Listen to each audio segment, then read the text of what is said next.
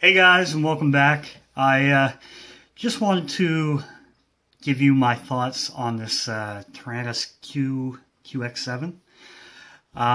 This is actually my second video I've done on this. The first one I just found it's pretty boring, drug on really long, so I want to do something a little shorter.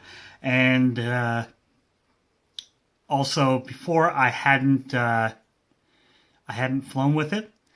Now I have, so I can give you a bit better perspective on everything. So this is the box it came in. Also came with this lanyard neck strap.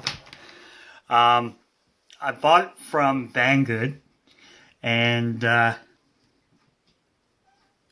know some people have been getting the Frsky battery pack. I, however, did not. I figure it was because I live in Canada and the import laws on batteries are pretty strict. So I really wasn't expecting it. It really didn't matter to me. So yeah. So let's get to the radio.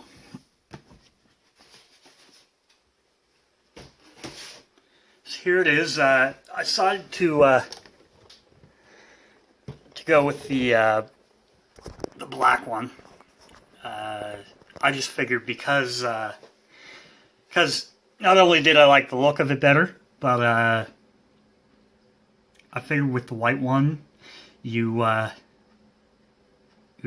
would attract a lot more dirt, get dirty a lot easier. So I went with the black one, and I don't know if it was the right choice. I still like it, the looks of it better, but in here, if you can see, if it'll focus, it's really high gloss, and it attracts dirt, fingerprints, and scratches really easily. So that was a little disappointing, but overall, I like the finish of it. It feels great in your hand. There's a nice weight to it.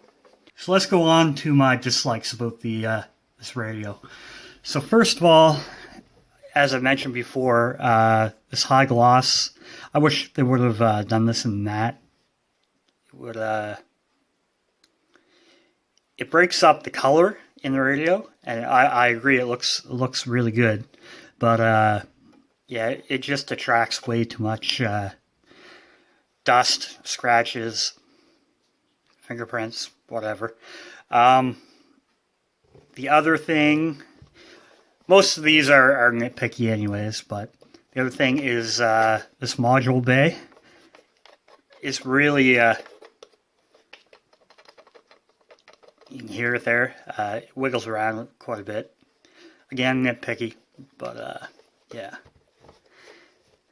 One thing which is kind of a design flaw is this. I'll also show you the rest of my radio. But if you happen to press hey, Doc, we better back up. We don't have enough roads on that without... Roads? Where we're going, we don't need roads. Switch warning. Horizon mode. Idle down. Sorry about that. So yeah, if you're just used to throwing this in a backpack, I would highly recommend a case, because yeah, that shouldn't be. I guess there are ways to fix that, but mine's always in a case, so I'm not too worried about it. As you heard and saw, I've already put on the splash screen and the boot sound. I've updated that. Also installed the amber pack already. So idle up, idle down. Acro mode. Hybrid mode. Horizon mode. Timer on. So as you can see, I've set it up pretty good. You know, the OpenTX is, I've never been exposed to it before, so I wouldn't really say it's difficult, but I would say it's different. And if you really want to get into it, there are quite a few sites and YouTube channels that really go in depth. I'm not the one to tell you what you should do, but I know when I was setting up this radio, I looked towards Painless 360, NJ Tech, and Project Blue Falcon. They helped out a lot with this setup, but overall, the things I've done were pretty simple. But yeah, I went from this. I went from this, the Eachine branded Flysky i6, to this, and what a difference. The only thing I like better about the Eachine, or the Flysky, is the profile. As you can see, it's quite a bit thinner. However, I really like these rubber grips on the back here. All the switches and everything feel the same, but the gimbals themselves, these are really sloppy compared to this. You can adjust the tension and everything on this, and I could actually tell when I was flying the difference between the two. It was like night and day. My other transmitter I have to compare it with is my Specktrum DX6i. All of these are pretty well like beginner transmitters, so I thought they're pretty comparable. Spectrum, there's nothing bad I can say about the Spectrum, but I feel that the Frsky gimbals feel better. Not by much, but a fair bit better.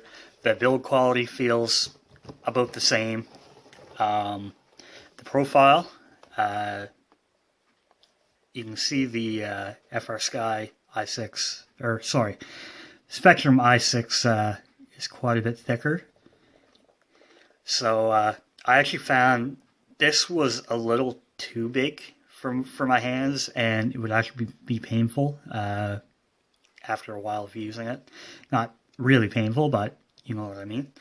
But yeah, overall, everything, in my opinion, everything feels better with the X7.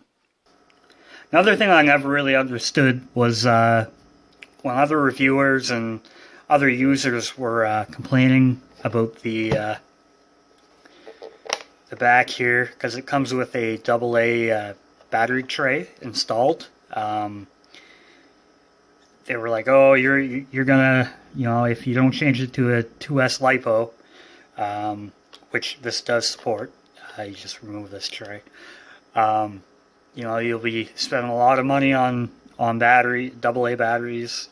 I don't know, have you never heard of rechargeable batteries before?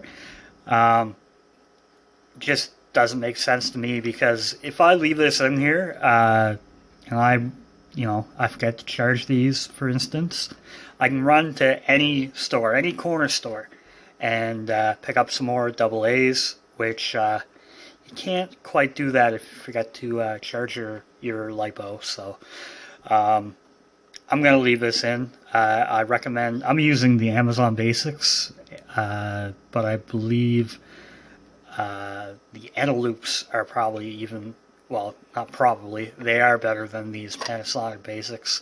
But both of them are high capacity AA's, so they'll work fine for me. I have no plans on changing that.